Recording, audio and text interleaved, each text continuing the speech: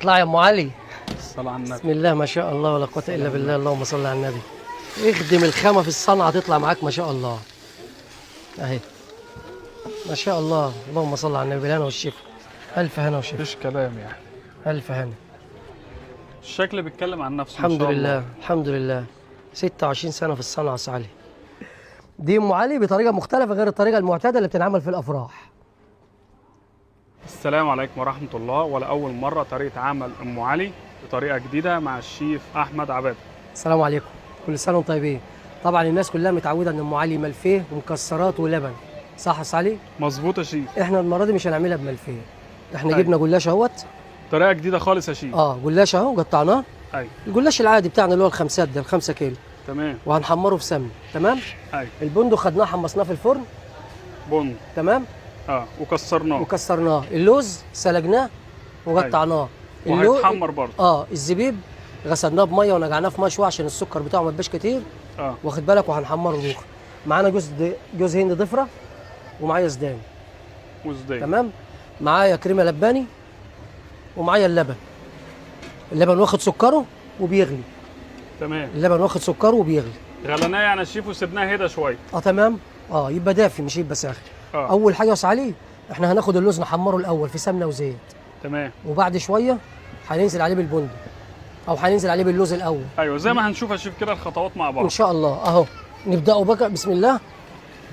اهو سمنه شيف.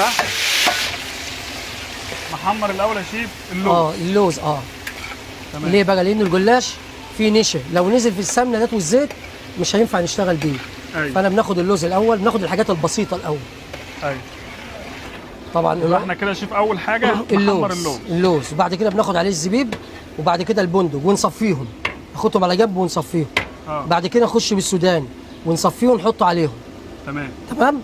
أيوة. بعد كده الجلاش ده بيبقى اخر حاجه عشان النشا بتاعه بيبقى شديد في السمنه. خلاص السمنه ما ينفعش تشتغل بيها تاني. أيوة. واخد بالك. يبقى باظت خلاص هي وشويه الزيت اللي عليها. كده ننزل بقى يا شيف بالزبيب. طب ننزل بالزبيب اهوت. اهو اللهم صل على النبي. طبعا الزبيب غاسلينه ونقعينه في ميه. طبعا الزبيب ما بياخدش حاجه يا شيف. لا ما بياخدش حاجه يا دوبك بس كده. طفي ناري. نصفي بقى. صفي كده اهو. شايف كده؟ كده بقى يا شيف هننزل بالبندق اهو. عايز نقلبه عايز نسيبه زي ما هو نسيبه زي ما هو. كده سمنه وزيت اهو عشان نحمر الجلاش. كده الشيف احمد نزل اهوت بالجلاش للتحمير برضه. الكميه كلها يا شيف دول 5 كيلو.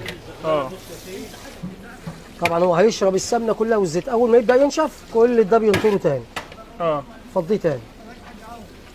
بص كده صفى سمنته كلها اهي واحمر اهو بقى زي الفل. ايوه الشيف كده خلاص. ما شاء الله عليك. ما شاء الله تسلم ايدك. ما شاء الله الله يخليك. نبدا نصفي بقى. ما هو بص ما شاء الله. اهو بص كده. بص. ايوه هنصفي بقى. ايوه نصفي كده يتصفى براحته. يبقى خلاص يا شيف. خلاص بقى يا باشا ينشف خالص من السمنه ونشتغلوا فيه براحتنا. بس ادي الجلاش اهو. صفناه يا شيف اهو. تمام اهو. كده بقى نحطه في الفرن يا شيف ونصب اللبن. فرن ونصب اللبن. اللبن واخد السكر بتاعه.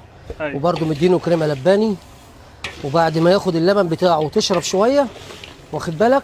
كريمه طهي. كريمه طهي. كريمه لباني. أيوة. واخد بالك. بنيجي مديله كريم شانتيه على الوش. تمام. كده بقى نضيف في الفرن يا شيف ونبدا ننزل باللبن. واخد بالك. بعد ما نعبي كله ندي اللبن كله. تمام. وندي كريم شانتيه على الوش وندخلها الفرن. تمام. اللبن انت ضايف له ايه يا شيف؟ ضايف له كريمه لباني والسكر بتاعه. وبندي كريم شانتيه على الوش. بص الكريم شانتيه احنا ضاربينه اهو يا سعالي. ايوه اهو. كريم شانتيه. احنا ضايفينه. تمام. اهو مضروب وجاهز اهو. اللهم صل على النبي. كله هيبقى كده بقى يا شيف بنفس كله هيبقى كده يتعبى. ياخد لبنه ونديله شويه ميه في الصاج زي حمام بخار عشان الاطباق دي ما تنشفش. تمام. واخد بالك. حمام بخار حاجه بسيطه كده. عشان برضو السجام نفسها ما تتبهدلش. الحاجه ديت رخره لان هيبقى عليها سكر وفيها كريم شانتيه ممكن يسيح ينزل في الارضيه. الطبق ده يلزق في الصاج. تمام. وبرضه في نفس الوقت الميه ديت لما بتخش بتلطف في درجه حراره الفرن شويه على الخامات الحاجة اللي دي على الخامات اللي فيه. بسم الله. شايف كده يا صالح؟ نصب بقى اللبن يا شيف. صبينا اللبن اهو. ما شاء الله. اعتقد كده الطعم خطير يا شيف. بص بقى مش عايز نقول لك ما شاء الله ولا قوه الا بالله. ما شاء الله ولا قوه الا بالله. الف هنا اللي هياكل. لسه بقى تاخد الكريم شانتيه على الوش حكايه. حكايه. طبعا هو هيسيح هيفرط في الطبق كله. يعني هيدي زي وش كده. ايوه. شفت برام الرز الفلاحي كده؟ هيبقى زيه ان شاء الله يعني.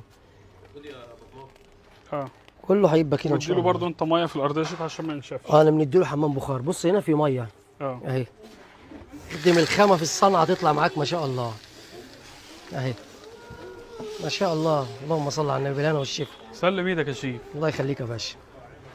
هو بيسيح الشيف يدي وش على طول. طبعا اهو. ما انا بقول لك يطلع زي البرام الرز الفلاحي بالظبط اهو. ما شاء الله.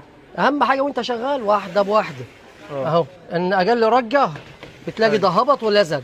يعني بص هنا الخطه عملت ازاي؟ سحبت الوش كله. تمام اهو. دي كده ام علي طريقه قديمه متعلمينها من زمن الزمن من الصناعيه الكبار بتوعنا. الله يرحمهم ويسامحهم. مش دلوقتي يا شيف. لا ما فيش حد بيعملها. او مش ما فيش حد بيعملها. وفي ناس تعرفها واخد بالك بس هي مكلفه شويه. وفي ناس بتعملها والله اعلم كان حد يعملها ولا لا. واخد بالك. وفي ناس احسن مننا ياما يعملوا زيها واحسن مننا. تسلم ايدك يا شيف. واخد بالك. ده تواضع منك يعني. الف هنا.